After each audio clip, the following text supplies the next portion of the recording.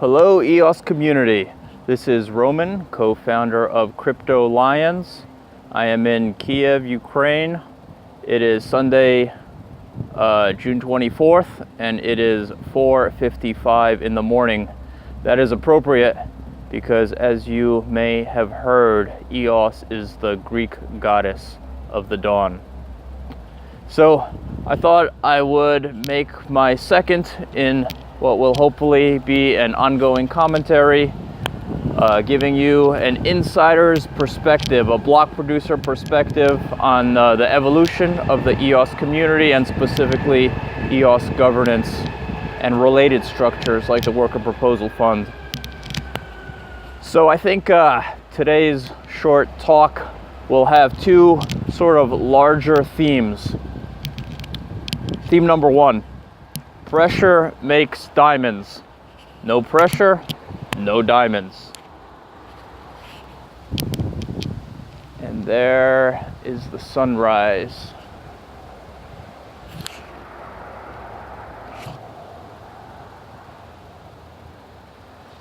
Theme number two: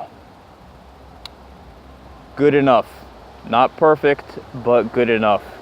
EOS is not perfect. Nothing about it is perfect. The block producers aren't perfect. The community isn't perfect. The code isn't perfect. Arbitration sure as hell isn't perfect. But it may be good enough. EOS is not competing with perfect. If we already had perfect, we wouldn't need EOS. If you are competing against something that goes from pretty bad to meh, then pretty good is in fact pretty awesome. So what specifically do I want to talk about? Well, it's died down a bit, but I want to first discuss the sort of the block producers who are having a hard time because the votes were not fair. They weren't fair, and a lot of great people are deciding whether or not they want to stay in the block producer game or not. The other thing I want to discuss is arbitration and worker proposals. So firstly, block producers, no, it's not fair. And I brought a special prop here into the Marinsky Park to start this discussion. Bureaucracy by Ludwig von Mises.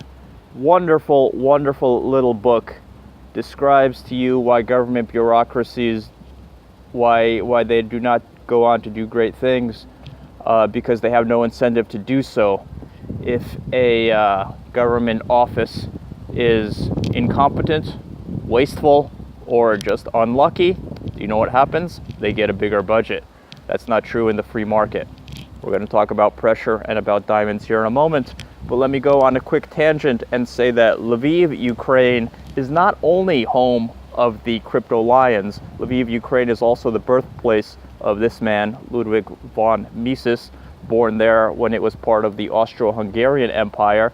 And if you go onto the webpage of the institute named after Mises, Mises.org, and search for an article finding the birthplace of Ludwig von Mises, you will find an article entitled by yours truly. I was involved in figuring out where he was likely born, and we put up a plaque in his honor. But back to the matter at hand. Free market creates a lot of pressure, and you get a few diamonds because of that pressure, but it's not fair, and a lot of great people lose out, and that's what's happening now. A lot of great block producers are not covering their costs, not making any income at all, and it's not fair, and it's never been fair, and it will never be fair.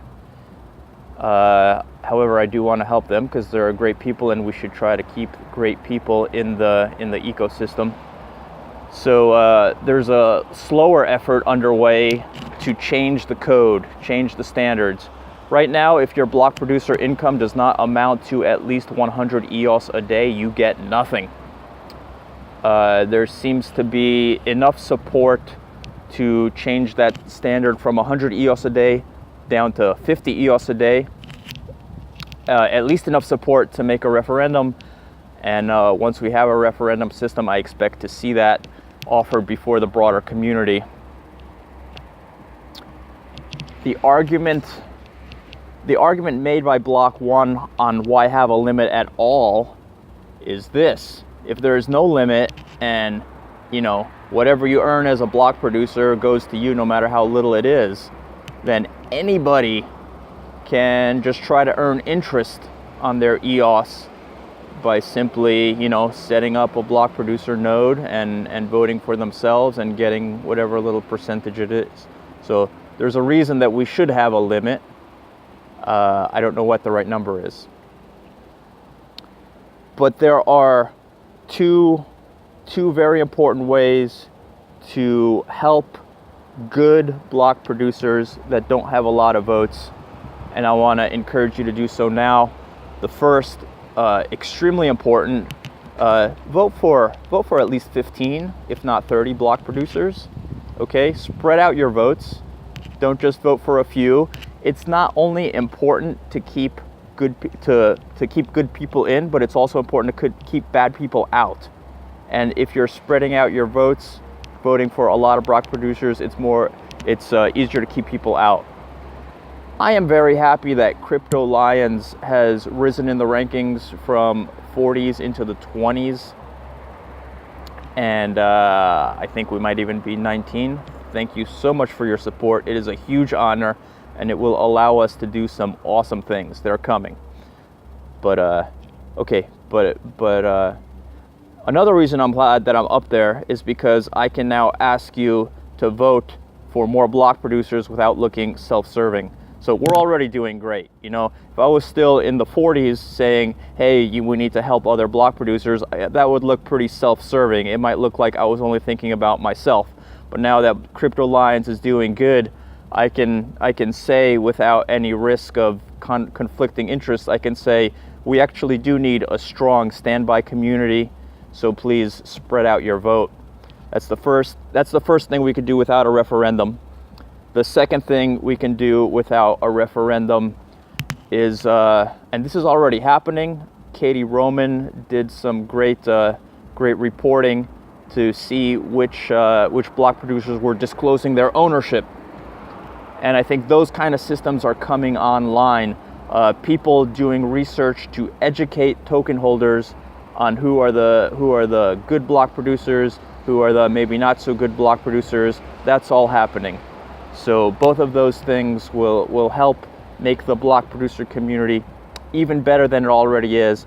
And that's saying a lot because it's already pretty great. There's another shot of the sunset. See, I wasn't just saying that it's 4:55 in the morning. There's the proof. Sunrise, sunrise, sunrise. Okay, now having made that call of support for the standby block producers, especially the ones not doing so well, I also want to give a little bit of tough love. In the world of startups and entrepreneurships, investing, I don't know, tens, maybe over $100,000, and working your butt off for 3 months and getting an answer on whether you're going to succeed or not, that's not such a bad deal.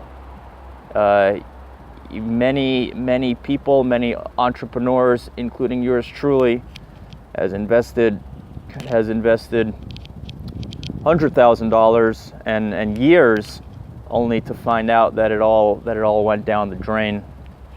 So just in terms of startup world and risk reward ratios, this block producer deal, it's not that bad. It's not fair.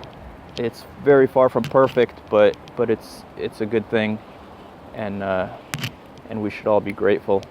Again, easy for me to say that when I'm 21, but I was also saying that when we were in the 40s. All right, what's the next topic? Arbitration has been making a lot of noise. Let me first give you a quick summary of what happened.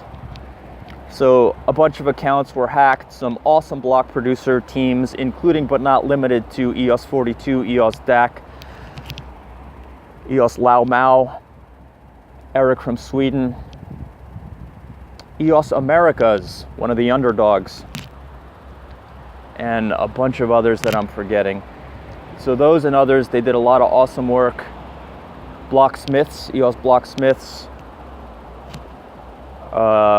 EOS Dublin. They did a lot of work to figure out, to gain a lot of evidence that some accounts were probably hacked. They suggested we freeze those accounts. ECAF said we're not ready, we're not official yet. Block producers made a really hard decision to temporarily freeze the accounts. And there was a lot of resentment towards ECAF because it put block producers on the spot. It made them look like they were doing a power grab. To ECAF's credit, they, within 12 hours of the block producers making that difficult decision, ECAF says, you know what, we are official and we are issuing an opinion that we should freeze these accounts, which was great. Since then, ECAF has issued another opinion to freeze more accounts, but they did so without adding a reason to their opinion, which annoyed the community to no end. Some of the accusations are pretty ridiculous. I will say that ECAF is run by a bunch of volunteers who are not getting paid, who are, it's a really new system. So that's where we stand. That's where we stand. And what are the decisions before the community? Well, should we fund ECAF? Should we give them some money so that we have professional people filling these roles? Now, how do we fund them? How do we fund them? Because the worker proposal system isn't working yet. And we don't want to raid the piggy bank. That would look really bad. Block producers printed about I think was it 1,200 or 12,000, whatever 2 hours of inflation is. 2 hours of inflation. The block producers launching the chain printed that and used that to create accounts, and that caused a huge uproar, which very appropriately died down because it was no big deal. It was 2 hours worth of inflation. And we're gonna burn those tokens later through a worker proposal just to make the bookkeeping nice and neat. Okay, but we don't want to do that again anyway, just on principle. We don't want to pay. This is already a little different because it's paying people. It's paying people to do a job, and we don't want to print tokens to do that.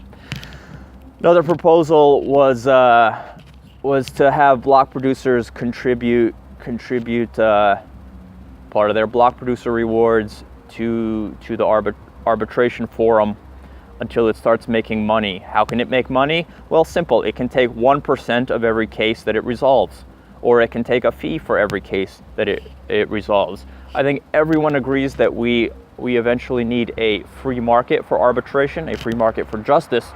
There's just disagreement on how to bootstrap it. Okay, so there was also the suggestion to just pay ECAF. I am against that.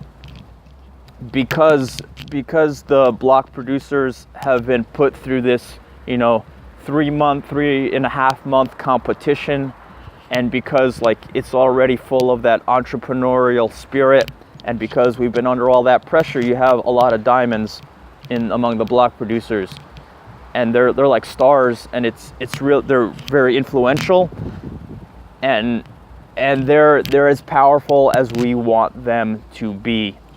It's like three branches of government, but one branch of the government sort of grew up first and is very mature and lean and effective, and now we want to raise the other branches of government. So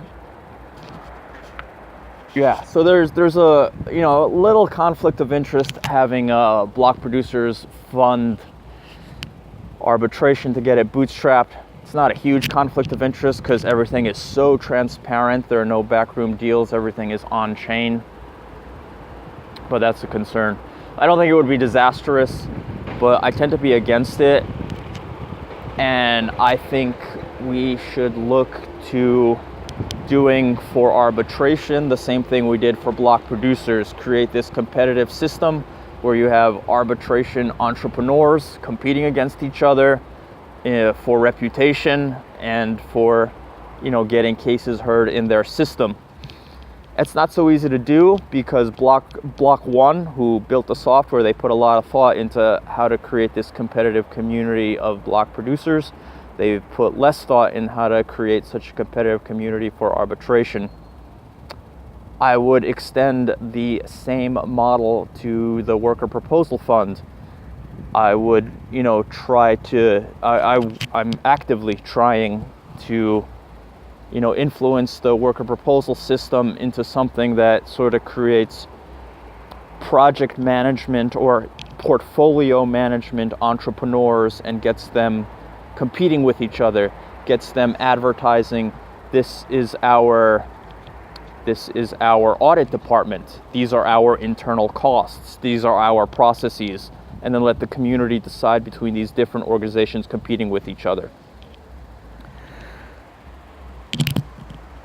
It's not obvious how to do this. There are several different ways, and I don't think bootstrapping or even financing the initial arbitration system or the initial worker proposal system is disastrous. It would be kind of how just some block producers chosen by sort of the informal community discussions were the ones that booted the chain, and then they opened it up to a general election.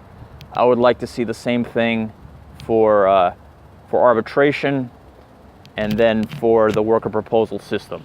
It may be that we do end up funding them, though, man, it would really be great if we could get them sort of in the entrepreneurial mindset, under the pressure of the entrepreneurial mindset from the very beginning,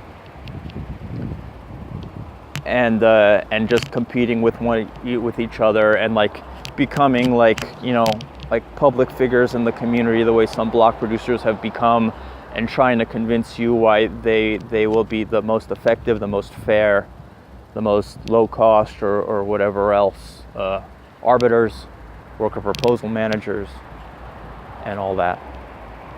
So that's all for now. This video is longer than I wanted it to be, but I'm going to get better at making these videos, just like everything else is getting better. And tune in to CryptoLions. We're doing great things. Just wait and see. Thank you for your support, and go EOS.